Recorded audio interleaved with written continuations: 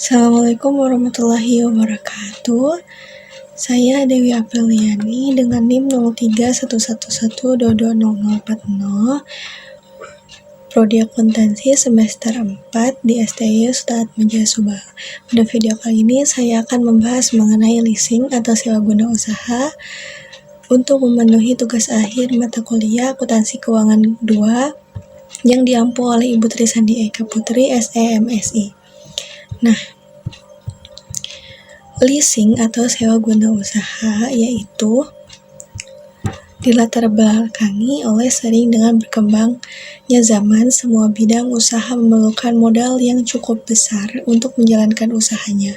Apabila sulitnya perekonomian di Indonesia saat ini mengharuskan semua orang untuk melakukan segala cara untuk mempertahankan usahanya supaya bisa bertahan lama atau going concern. Nah, semakin berkembangnya zaman, selain modal, ada hal lain yang mendukung berlangsungnya usaha, yaitu teknologi, transportasi, dan tempat usaha.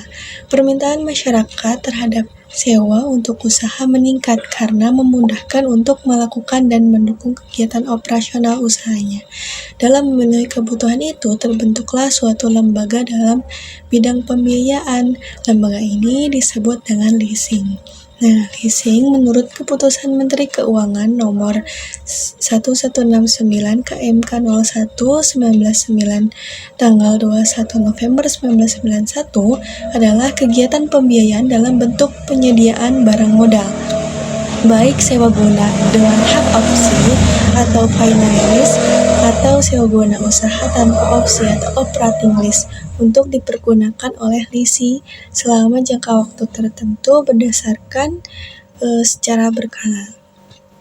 Nah, sewa guna usaha atau SGU ini disebut dengan leasing, yaitu kegiatan pembiayaan dalam bentuk penyediaan barang modal baik sewa guna usaha dengan hak opsi, finance lease maupun sewa guna usaha tanpa hak opsi atau operating lease untuk digunakan oleh si penyewa. Nah, saya mengambil judul sebagai penerapan PSAK 73, yaitu sewa guna usaha leasing terhadap laporan keuangan perusahaan manufaktur di Indonesia. Nah, selanjutnya perkembangan leasing. Leasing sebenarnya sudah ada sejak tahun 2000 sebelum Masehi yang dilakukan oleh orang-orang Sumeria. Dokumen-dokumen yang ditemukan dari kebudayaan Sumeria terdapat transaksi leasing meliputi leasing peralatan, penggunaan tanah, dan binatang peliharaan. Dalam perkembangan berikutnya, leasing merupakan salah satu metode pembiayaan. Perkembangan usaha di bidang industri pertanian, manufaktur, dan perdagangan membutuhkan banyak jenis peralatan yang dibiayai oleh leasing. Nah, selanjutnya, Menteri Keuangan mengeluarkan surat keputusan nomor 6491 tahun 1974 yang mengatur mengenai ketentuan tata cara perizinan dan kegiatan usaha leasing di Indonesia. Untuk mendukung perkembangannya, Menteri Keuangan mengeluarkan surat keputusan nomor 650 tahun 1974 tentang penegasan ketentuan pajak penjualan di dasarnya bea materai terhadap usaha leasing. Dengan dikeluarkannya kebijaksanaan regulasi 20 Desember 1988, kegiatan usaha leasing termasuk dalam perusahaan pembiayaan. Nah, ketentuan minimum modal disetorkan untuk pendirian suatu perusahaan pembiayaan yang melakukan kegiatan usaha leasing diatur dalam Perdes 20 tahun 1988 dengan Keputusan Menteri Keuangan tanggal 1988, di mana jumlah modalisator atau simpanan wajib dan pokok ditetapkan sebagai berikut. Yang pertama, perubahan swasta nasional sebesar 3 miliar.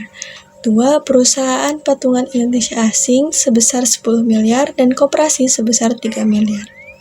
Nah, kemudian ada pihak-pihak yang terlibat di dalam aktivitas leasing. Yang pertama ada lessor, yaitu perusahaan leasing atau pihak yang memberikan jasa pembiayaan kepada pihak lessee dalam bentuk barang modal. Dalam finance lease, lessor bertujuan untuk mendapatkan kembali biaya yang telah dikeluarkan untuk membiayai penyediaan barang modal dengan memberikan keuntungan. Sedangkan dalam operating lease, lessor bertujuan untuk mendapatkan keuntungan dari penyediaan barang dan pemberian penyediaan mendapatkan keuntungan. Dan yang kedua yaitu ada lisi, yaitu perusahaan atau pihak yang memperoleh pembiayaan dalam bentuk barang modal dari lessor. Dalam finance lease, lisi bertujuan mendapatkan pembiayaan berupa barang atau peralatan dengan cara pembayaran angsuran atau secara berkala. Sedangkan dalam operating lease, lisi bertujuan dalam memenuhi kebutuhan peralatannya di samping tenaga operator dan perawatan alat tersebut dengan risiko bagi lisi terhadap kerusakan. Yang ketiga ada pemasok, yaitu perusahaan atau pihak yang mengadakan atau menyediakan barang untuk dijual kepada lisi dengan menyediakan secara tunai oleh lessor. Dalam finance lease, pemasok langsung menyerahkan barang kepada lisi tanpa melalui pihak lessor sebagai pihak yang memberikan pembiayaan. Sedangkan dalam operating lease, pemasok menjual barangnya langsung kepada lessor dengan pembayaran sesuai dengan kesepakatan kedua belah pihak bagi tunai maupun secara berkala. Nah, yang keempat yaitu bank atau kreditor. Dalam suatu perjanjian atau kontrak leasing, pihak bank atau kreditor tidak terlibat secara langsung dalam kontrak tersebut, tetapi bank memegang peranan dalam hal menyediakan dana kepada lessor. Kemudian ada berbagai jenis-jenis leasing. Dalam menjalankan kegiatan usahanya, perusahaan leasing dapat digolongkan ke dalam 3 kelompok, antara lain yang pertama ada independent leasing company. Perusahaan leasing jenis ini mewakili sebagian besar dari perusahaan leasing, di mana perusahaan ini berdiri sendiri atau independen dari pemasok yang mungkin dapat memenuhi kebutuhan barang modal nasabahnya atau lisi. Selain itu, perusahaan dapat membelinya dari berbagai pemasok atau produsen yang kemudian disewa kepada pemakai. Lembaga keuangan yang terlibat dalam kegiatan usaha leasing adalah bank, perusahaan asuransi, dan lembaga keuangan lainnya yang disebut sebagai lessor independen. Kemudian jenis yang kedua yaitu captive lessor, sering juga disebut two-party lessor yang melibatkan dua pihak, yaitu pihak pertama terdiri atas perusahaan induk dan anak perusahaan leasing atau subsidiari, dan pihak kedua yaitu lisi atau pemakai barang. Nah, captive lessor ini akan tercipta apabila pemasok atau produsen mendirikan perusahaan leasing sendiri untuk membiayai produk-produknya. Hal ini akan dapat meningkatkan kemampuan penjualan melebihi tingkat penjualan dengan menggunakan pembiayaan tradisional. Dan yang ketiga yaitu lease broker atau packager. Nah, berfungsi untuk mempertemukan calon lisi dengan pihak lessor yang membutuhkan suatu barang modal dengan cara leasing, tetapi lease broker ini tidak memiliki barang atau peralatan untuk menangani transaksi leasing untuk atas namanya. Namun, perusahaan ini memberikan satu atau lebih jasa-jasa dalam usaha leasing yang tergantung pada apa yang dibutuhkan dalam suatu transaksi leasing. Nah, leasing ini terdapat di dalam PSAK 73. PSAK 73 merupakan standar baru tentang sewa yang mulai efektif pada Januari 2020 lalu. PSAK ini berposisi menggantikan beberapa standar sebelumnya, antara lain PSAK 30 mengenai sewa. Dalam penerapannya, PSAK 73 yang diadopsi dari IFRS 16 ternyata memberikan dampak yang besar terhadap transaksi sewa. PSAK 73 ini menggantikan beberapa standar yakni PSAK 30 yang di dalamnya mengatur tentang sewa, ISAK 8 yang di dalamnya mengatur perjanjian sewa, dan ISAK 23 yang mengatur tentang sewa operasi atau insentif. Selain itu, PSAK 73 juga menggantikan ISAK 25 terkait hak atas suatu bidang tanah dan ISAK 24 terkait evaluasi substansi transaksi yang di dalamnya melibatkan bentuk sewa legal. Hal tersebut tentunya akan memberikan dampak yang sangat besar pada pajak dan juga laporan keuangan secara menyeluruh. PSAK 73 sewa adalah penerapan prinsip pengukuran, penyediaan, pengungkapan, serta pengakuan sewa. Tujuannya adalah memastikan pihak sewa dan penyewa akan memberikan informasi secara relevan dan juga menjelaskan secara cepat dan tepat dalam transaksi tersebut. PSAK 73 berpengaruh besar pada transaksi sewa. Dampak ini paling banyak dirasakan oleh para penyewa. Hal ini disebabkan tidak adanya lagi pemisahan antara sewa operasi dengan sewa pembiayaan, sehingga penyewa diharuskan mengklasifikasikan hampir seluruh transaksi sebagai sewa pembiayaan dengan memunculkan aset dan liabilitas sewa di dalam laporan posisi keuangan. Sesuai isi PSAK 73 bahwa istilah sewa diklasifikasikan menjadi dua jenis, yaitu sewa operasi atau operating lease dan sewa pembiayaan atau finance lease. Sewa operasi adalah sewa berjangka pendek yang tidak menyebabkan perpindahan kepemilikan suatu aset, sedangkan sewa pembiayaan adalah sewa yang termasuk dalam bentuk pendanaan jangka panjang dan menyebabkan perpindahan risiko manfaat aset kepada penyewa. Dalam hal ini terjadi perpindahan kepemilikan di akhir masa sewa. Masa transaksi sewa dapat disebut sebagai pembelian secara angsuran. Tidak hanya itu, penerapan PSAK 73 juga berdampak terhadap koreksi fiskal yang perlu dilakukan oleh penyewa atau badan usaha dalam menghitung penghasilan kena pajak atau PKP dan badan pajak penghasilan. Kemudian implementasi PSAK 73 sewa ini bagi perusahaan yaitu mengidentifikasi kontrak terhadap sewa maupun tidak, biaya yang melekat pada kontrak, dan aset hak guna dan liabilitas. Kemudian dampak penerapan PSAK 73 terhadap laporan keuangan perusahaan manufaktur di Indonesia yaitu adalah terdapat 3 aspek laporan keuangan. Yang pertama ada laporan posisi keuangan, yaitu pada aset terjadi peningkatan aset tetap perusahaan manufaktur karena adanya pengakuan hak guna sewa atau right of use asset atau ROUA yang sebelumnya dikategorikan sebagai beban sewa di bawah PSAK 30. Hal ini berdampak pada peningkatan total aset perusahaan. Kemudian, liabilitas, munculnya liabilitas sewa atau lease liability di neraca perubahan manufaktur untuk mempresentasikan kewajiban pembayaran sewa di masa depan. Hal ini menyebabkan total liabilitas perusahaan juga mengalami peningkatan.